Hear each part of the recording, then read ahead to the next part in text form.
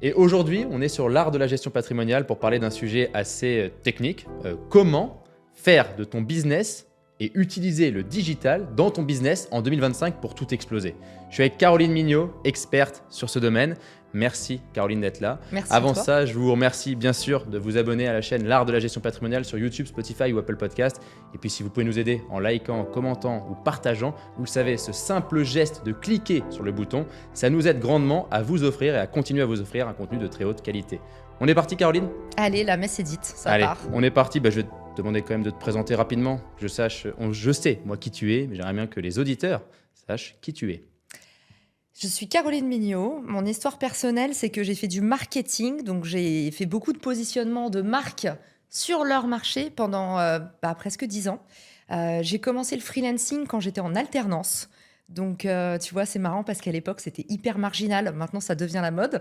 Mais du coup, je m'occupais de Éric Serra, le compositeur de Luc Besson. Et du coup, j'avais déjà un peu commencé à l'époque, sans savoir ce que c'était, à faire du ghostwriting, c'est-à-dire à représenter des personnalités, à parler à leur place, à travailler leur style, finalement, leur image, mais au sens très large, pas seulement la partie visuelle, leur tonalité, leur message et tout ce qu'on met derrière, finalement, la persuasion ou le marketing personnel.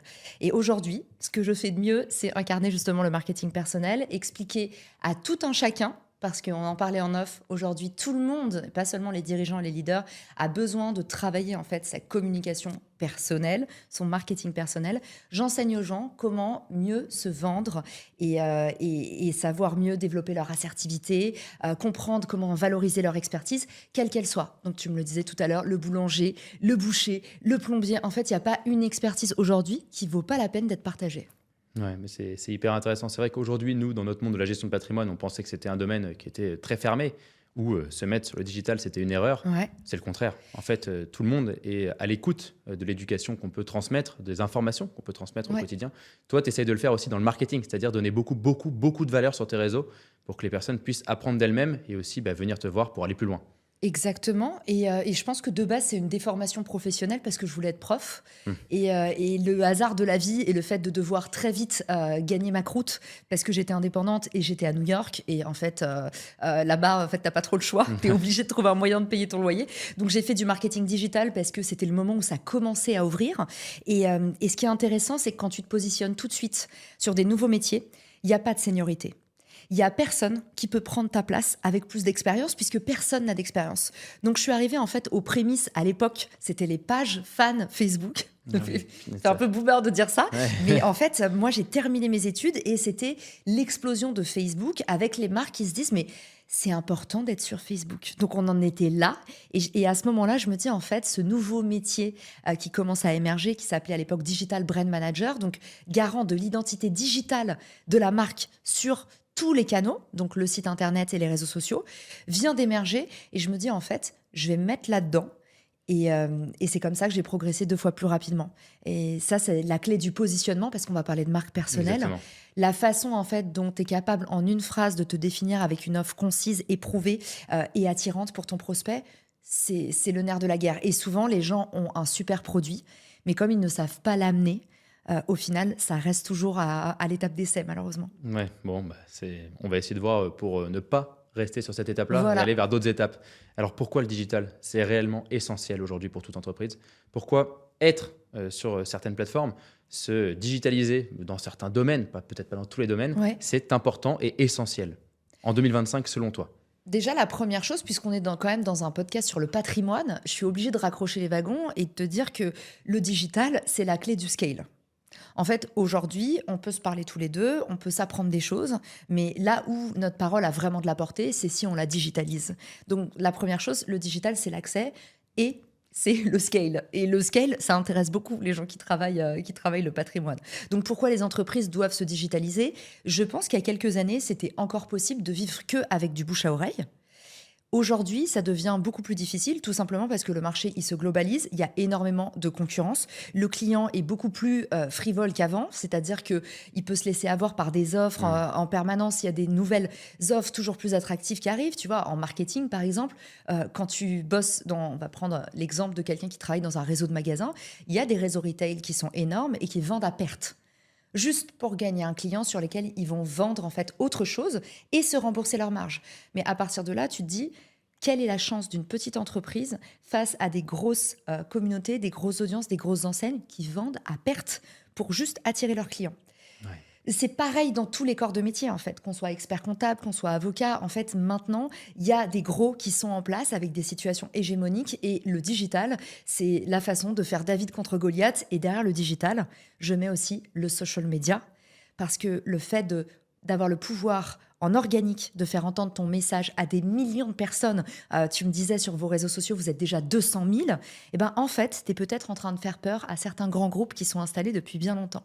Ouais, Et ce mais contre-pouvoir-là, c'est pas dérangeant. c'est la première fois de l'histoire que en fait, on a la chance de peser aussi fort, aussi lourd en tant qu'individu. Et comment créer cette communauté? Comment réellement avoir une communauté qui va être engagée à nos côtés et sur laquelle on va pouvoir s'appuyer quand on en a besoin? La première chose, c'est le positionnement. Il y a beaucoup de personnes qui commencent par créer du contenu. Le problème, c'est que si tu n'as pas vraiment validé ton message, à qui tu sers, à qui tu vends, pourquoi, et que tu n'as pas optimisé aussi ce qu'on appelle le parcours de conversion, je vais vous définir ce mot fourche-langue, tant que tu n'as pas regardé comment est-ce qu'on peut t'acheter et vérifier que toutes les étapes pour t'acheter, elles sont fluides, autrement dit, est-ce que tu es facile à acheter, ça ne sert à rien de commencer à faire du média. C'est l'équivalent de remplir un panier percé. Donc ça, les gens parfois s'en rendent pas compte. Et il y a beaucoup de personnes qui viennent me voir en me disant, en fait, j'ai un problème de conversion. Et je vois qu'ils mettent des dépenses en Google AdWords, par exemple, ou en publicité, sur des parcours qui ne fonctionnent pas. Je te donne un exemple tout bête. Tu vas mettre un formulaire de contact à rallonge. Du coup, tu as une personne sur 3, et c'est déjà un cadeau de dire ça, une personne sur 3 en fait, qui va arriver au bout du process et qui va par exemple laisser son email ou aboutir à la vente. En fait, tu as perdu déjà la moitié des personnes qui venaient sur ton formulaire. Ça vaut pas le coup d'investir en publicité. D'abord, tu dois penser ton positionnement et ton parcours de conversion. Est-ce que j'ai le bon message pour attirer les gens? J'ai des vues. Est-ce que j'ai le bon parcours client pour convertir en vente? J'ai des ventes ou des leads, ou on appelle ça comme on veut. Et ensuite, là, tu peux travailler ta communication. Ouais, ça, c'est hyper intéressant. En fait, tu es en train de me dire que c'est comme si quand j'arrive dans une boulangerie, s'il y a des bonnes odeurs, ensuite il y a un bon branding, on voit bien l'éclair au chocolat que moi j'avais envie pile à ce moment-là, je vais Bien l'acheter sûr. parce que c'est super bien fait, parce qu'il y a l'odeur avant, il y a tout ce qui est fait. Et toi, tu es en train de dire qu'en digital, il faut faire la même chose, c'est-à-dire qu'il faut attirer et puis ensuite convertir. C'est exactement dans ce sens-là qui paraît très contre-intuitif de l'extérieur, hein, puisque toutes les personnes qui se lancent, tes amis, tes clients, ils vont tous te dire « Ah oui, c'est bon, alors je ne sais pas trop encore dans quoi je vais me spécialiser, mais j'ai fait un site internet et j'ai mis des ads, j'ai mis des publicités, et puis on va voir, et puis je m'adapterai un peu au cas par cas. » Et c'est comme ça qu'on perd beaucoup, beaucoup d'argent et qu'on valorise pas bien son expertise aussi. Parce que plus tu es généraliste dans ton offre, plus finalement, tu parles à tout le monde, mais tu résous pas un énorme problème. Et pas résoudre un énorme problème, ça coûte moins d'argent que d'être un excellent médicament. Oui, c'est exactement ça. Donc tu peux parler à tout le monde, mais parler à personne aussi à la fois.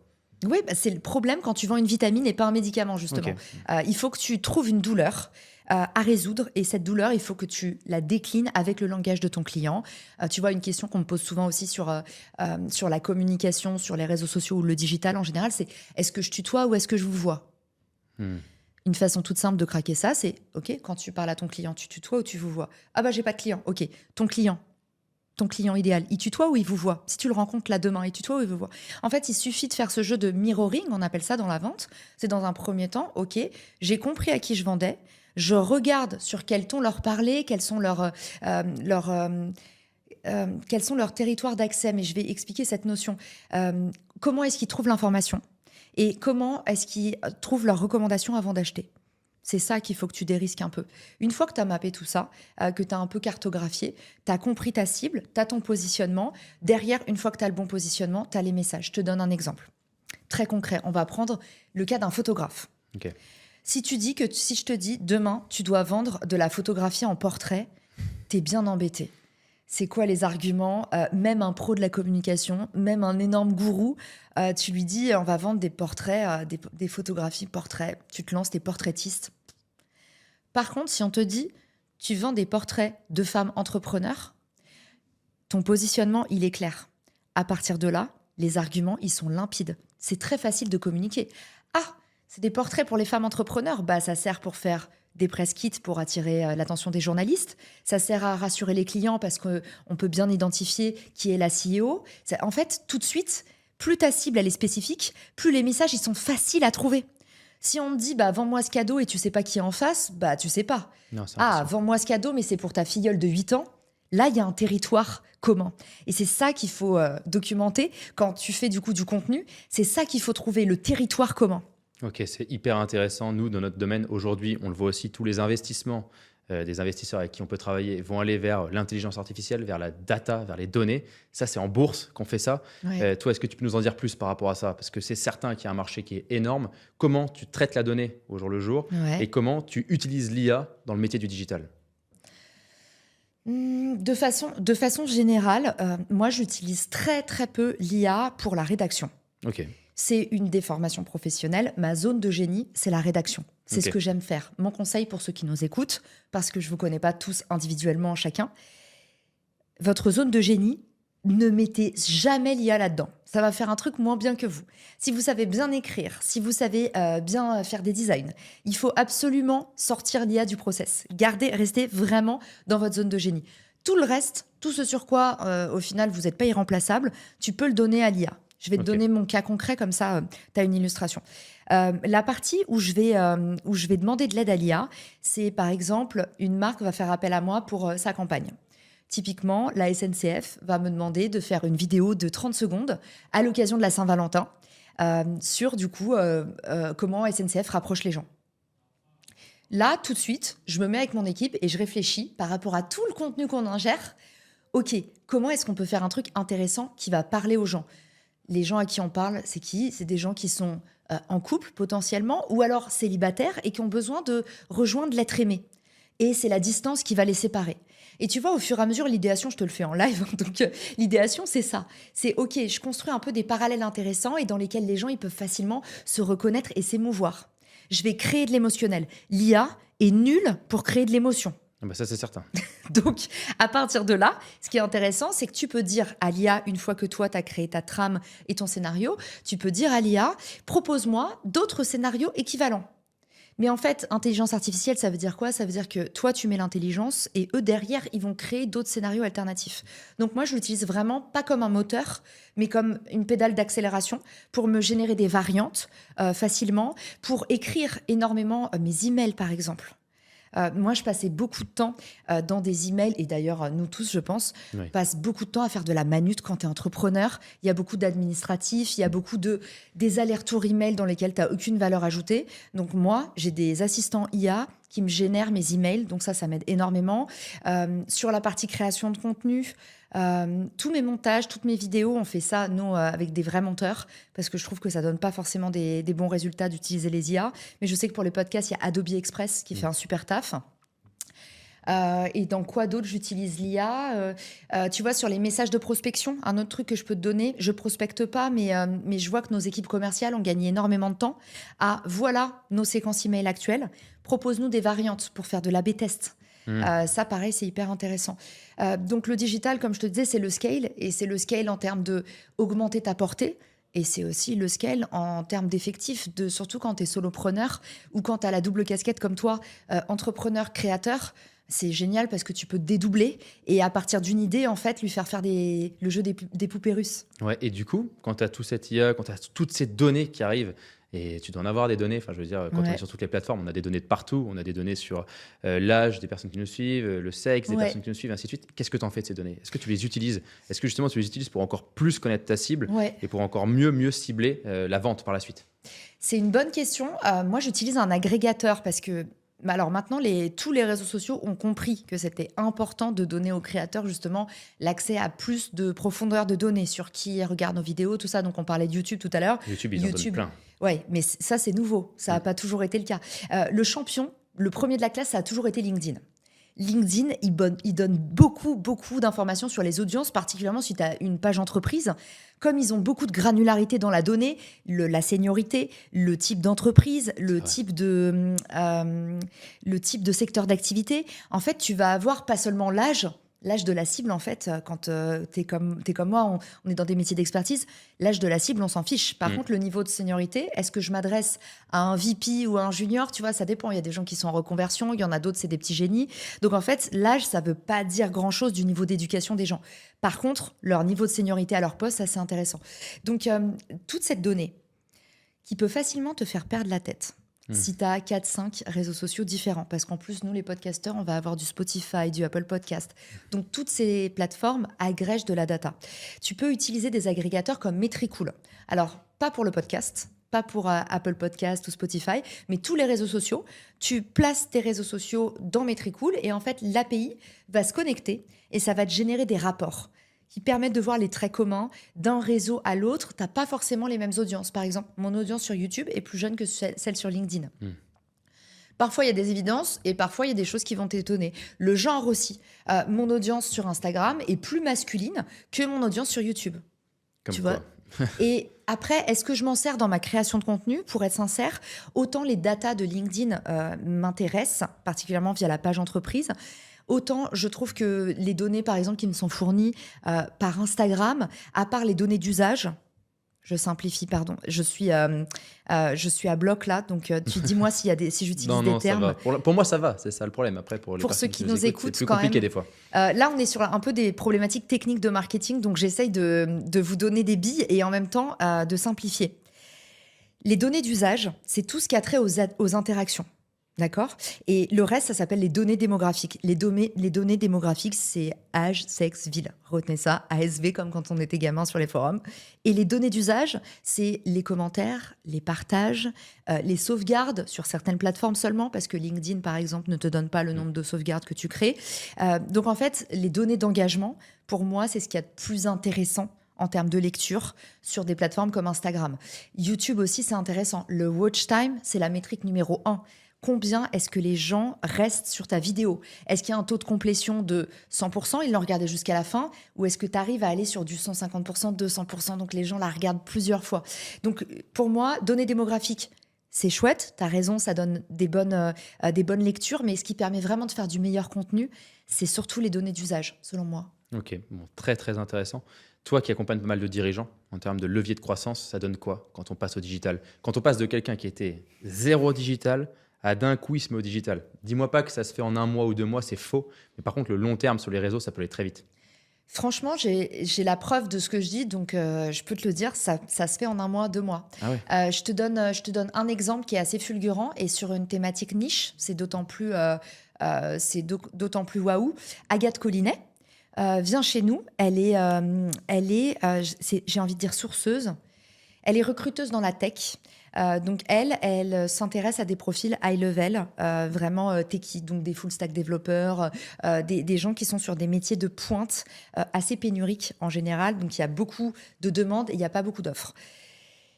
Elle a un cabinet, du coup RH, basé à Barcelone. Et en fait, elle vient nous voir en se disant, est-ce que les réseaux sociaux peuvent m'aider à me faire un nom dans mon secteur? Ce qu'elle veut travailler, c'est à la fois, évidemment, devenir la référence, donc ne plus avoir besoin de se prouver, surtout que c'est une jeune nana, jolie, blonde. Donc évidemment, en fait, on la prend pas forcément au sérieux. Et la deuxième chose qu'elle veut, c'est évidemment remplir son calendrier de rendez-vous avec des gens intéressants, des gros groupes, tout ça. Donc, en 1 mois et demi, je crois, 1 mois et demi, 2 mois, elle est passée à 50 000 abonnés sur un compte Instagram créé de zéro. C'est énorme. Et pourquoi je te partage ça? C'est énorme. Pas pour te dire, alors Agathe est très douée, ça c'est vrai. Il y a des gens qui sont faits pour les réseaux sociaux. Les gens qui sont magnétiques dans la vraie vie sont magnétiques sur les réseaux sociaux. C'est des personnes qui ont la capacité pédagogique à bien transmettre leur expertise. Et en fait, quand tu transmets bien ton expertise, les gens veulent t'acheter. T'as pas besoin de faire de vente quand tu as une brand. Quand tu fais du branding et que tu documentes ce que tu sais faire, les gens viennent à toi naturellement. Donc, c'est ta meilleure équipe de vente. Là, l'idée, c'est pas de te dire Agathe a beaucoup de succès et Agathe est très douée.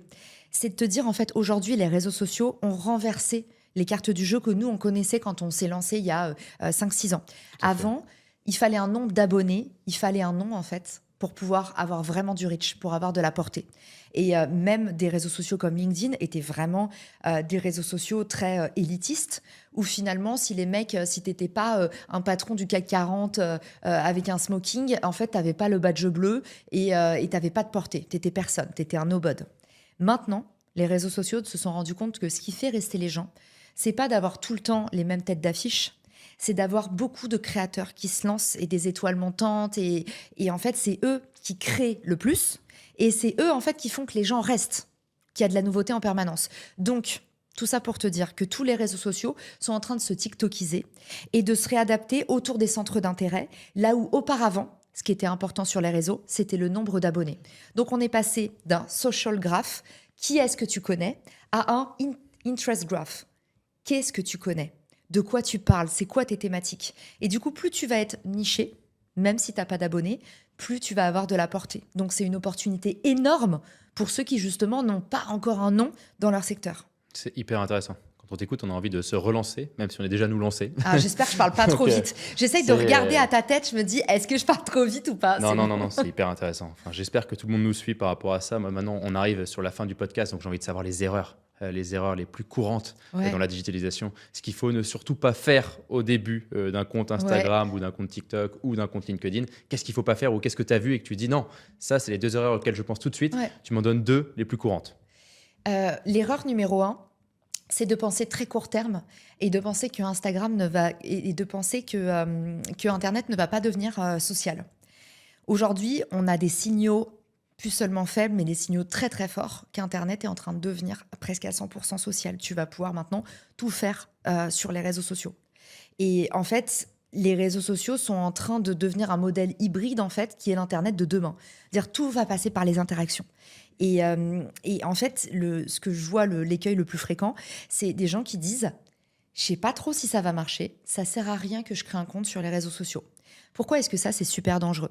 Si aujourd'hui, tu as une expertise et que tu veux la valoriser, quel que soit ton domaine d'activité, tu existes grâce à ton nom. Okay ? Considère que Internet, les réseaux sociaux, c'est les pages jaunes d'avant. Si tu ne te références pas, tu n'existes pas et pire, si tu as un nom un peu courant, tu peux te faire voler la place. Donc pour moi, technique marketing numéro 1 qui ne vous coûtera rien, et vous me direz merci dans quelques années, c'est de déposer vos noms, prénoms sur tous les réseaux sociaux, même ceux qui ne vous intéressent pas. Souvenez-vous qu'il y a 10 ans, personne ne savait ce que c'était que TikTok. Imaginez où on va être dans les 10 prochaines années. On n'en sait strictement rien. Donc, en fait, c'est un très bon réflexe de se dire, on dépose nos noms, prénoms. Je vois beaucoup de dirigeants, dont certains sont déjà très connus, qui se sont fait prendre leur nom, prénom, soit par des homonymes, soit par des gens qui ont créé des comptes fans, par exemple. Et en fait, c'est le gros problème de la marque personnelle et ça nous amène à notre technique numéro 2, écueil dans lequel ne pas tomber. Pensez que ton contenu, tu n'as pas besoin de le créer toi-même. Les autres vont se charger de faire du contenu pour toi. Je te donne un exemple. Tu vas créer des conférences. Et en fait, tu vas dire, mais c'est super, eux, ils les ont postés sur leurs réseaux sociaux. Tout ce qui n'est pas sur tes réseaux sociaux, tu ne capitalises pas dessus. Je te dis ça parce que tu travailles dans le patrimoine. Les gens qui nous écoutent, ils sont intéressés par le patrimoine. Moi, aujourd'hui, c'est bête, j'ai déposé mon nom. C'est mon asset le plus précieux. Mon nom appartient à ma holding. Et en fait, aujourd'hui, je sais que certaines de mes boîtes louent l'usage de mon nom. Et potentiellement, je pourrais imaginer que dans le futur, mon nom soit encore plus valorisé. C'est bête, hein, mais nous, on est la génération où on nous avait dit Jennifer Lopez a fait assurer ses fesses. Bah, en fait, nous, dans notre expertise, on va peut-être faire assurer nos noms, prénoms, on va peut-être devoir gérer des problèmes de licensing, et je nous le souhaite parce que ça voudra dire qu'on aura vraiment réussi. C'est des problèmes qu'ont Jacques Desange, Stéphane Plaza, mais tu vois en fait qu'aujourd'hui, le nom devient un asset sur lequel tu dois capitaliser, et je te donne un exemple tout bête, un entrepreneur que tout le monde connaît, Fred Mazella, n'avait pas capitalisé sur ses réseaux sociaux, et en fait m'avait dit « Mais Caroline, j'ai pas besoin d'avoir une marque personnelle, elle existe déjà. Si tu n'as pas ta marque personnelle sur tes réseaux à toi, elle appartient aux autres. Tu ne la monétises pas et tu ne la possèdes pas. Et du coup, c'est une énorme perte de valeur, outre le risque réputationnel, puisque tout ce qui n'est pas posté sur tes réseaux, si moi demain, imaginons que ce podcast-là, je le récupère et je fais des montages, je le monte comme je veux et je fais un Reels de toi, quelle preuve on a que j'ai raconté n'importe quoi ? Donc, c'est important que ta marque personnelle, tu aies déposé ton nom partout pour avoir des comptes vérifiés sur toutes les plateformes. Le référencement. Et la deuxième chose, c'est que ça t'appartienne, la valeur de ce que tu produis, pour que tu n'aies pas de problème d'authentification de contenu et que tu puisses aussi potentiellement en faire un revenu et un asset qui travaille pour toi. Bah, c'était sincèrement un podcast où j'ai moi-même appris énormément de choses. Donc je te remercie, Caroline. Avec Je te plaisir. remercie, merci à toi. Puis j'espère que j'aurai l'occasion de te réinviter peut-être l'année prochaine. Donc Avec merci grand beaucoup. plaisir. On n'est pas Bien. très loin de chez moi, donc c'était un bonheur de venir. C'est presque à domicile. Eh ben, c'est parfait. Merci beaucoup. Merci également à vous de nous suivre sur l'art de la gestion patrimoniale sur YouTube, Spotify ou Apple Podcast. N'hésitez pas à continuer à liker, à partager, à commenter. On Et ira surtout- répondre aux commentaires. Exactement. Et surtout, si vous nous écoutez, vous n'êtes toujours pas abonné, cliquez tout simplement sur le bouton s'abonner. Merci beaucoup à vous.